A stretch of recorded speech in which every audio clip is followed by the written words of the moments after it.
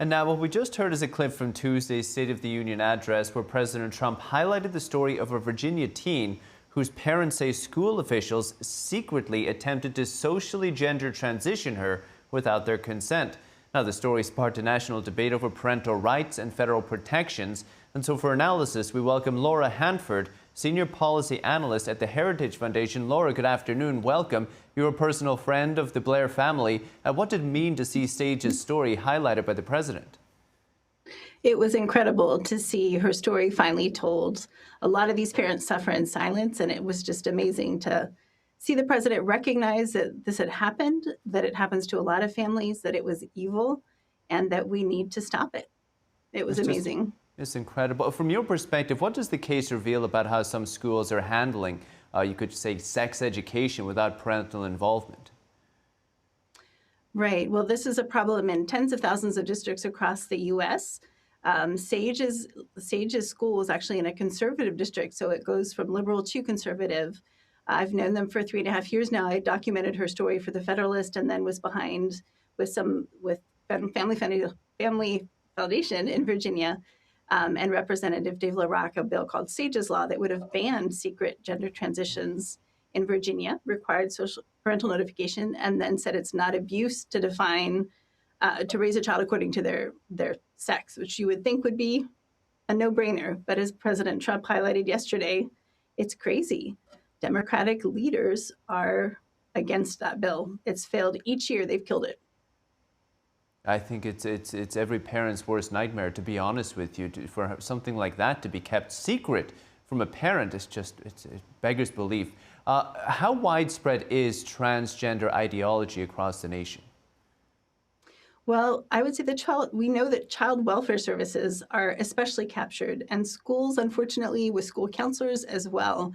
And so you have this combination where a child might express confusion at school or want to go by different pronouns or a name, like Sage did. She was very vulnerable. Often it's the kids that are looking for friends or just uncomfortable in this stage of puberty, and they get pulled into this ideology as a solution. In Sage's case, she actually was given trans websites by the school counselor, and that's part of how she met the predator that she ended up running off to. So and it's what led to the assault in the bathroom, because the school kept all this from her mom. She had a history of fragile mental health. The school ignored that, kept her mom out of the loop. She was assaulted in a boys' bathroom, ended up having sort of a breakdown and running away. So her mother was never given a chance to step in and stop the first domino that fell in this horrific experience. So keeping parents in the dark is a terrible idea. It opens the door to predators. And then, of course, everyone is operating from this idea that it's abuse somehow not to affirm a child as the opposite sex, which sounds crazy. And it is, but it is happening all across the U.S. That's just incredible. That is incredible. Now, the president called for nationwide action. What specific protections do you think are necessary to prevent something like this happening? Well, there's different solutions. For one, there's the state level solutions like Sage's Law. And ironically, the day that Sage's Law was killed for the 4th time in Virginia, an Ohio congressman introduced the Affirming Families Act in Ohio that would go much further than Sage's Law and really deal with some of the root causes of this upside down definition of abuse. So just in the last 3 years, Texas, Indiana, and North Carolina have introduced bills like this, which would mean you can't take away a child from parents simply for not affirming this claim to be a different identity or not medicalizing them. And you also can't deny a foster placement on that grounds. So that would solve a huge part of the problem if we could just clarify that abuse does not include raising a boy as a boy or a girl as a girl, which, again, as the president said last night, it's crazy that that's where we are. But so there's a state level solution. Ohio, Indiana, Ohio, Georgia, and New Hampshire have all introduced bills this session. More may come.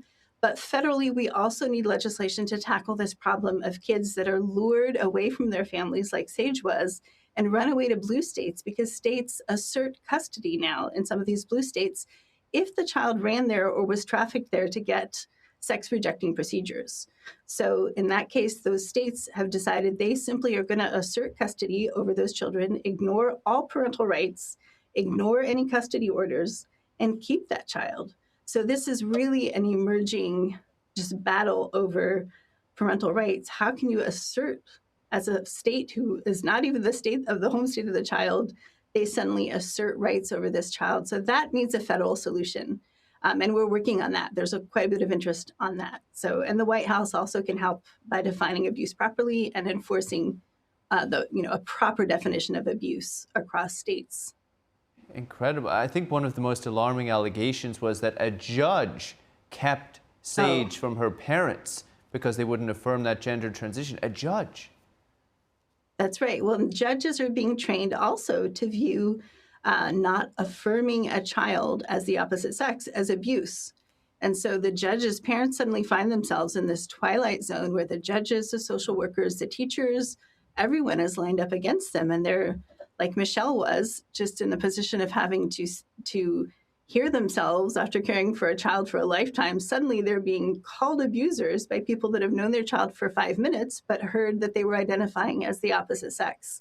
And so that gender ideology then blinds these authorities into making terrible decisions, like withholding a tiny victim of sex trafficking from her parents after that first terrible experience when she was caught in Virginia and then trafficked across state lines to Maryland.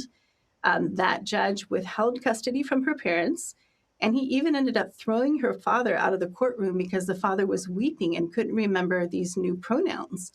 And mind you, they hadn't even known she was identifying as a boy because the school had kept this from her. It's hard to believe that the story is true, but I spent months documenting it. There's a lawsuit that lays out the clauses, and it's every aspect of it is just really incredible. But it's such an abuse of child, to use the term properly. It really is an upside down abusive use of child welfare systems. They're meant to protect kids, and in this case, they just precipitated her into further harm. Just so many shocking details there. This issue, Laura, seems like it just came out of nowhere, and now it's just everywhere. It's crazy. That's Laura Hanford at the Heritage Foundation. Laura, thank you. Thank you for having me.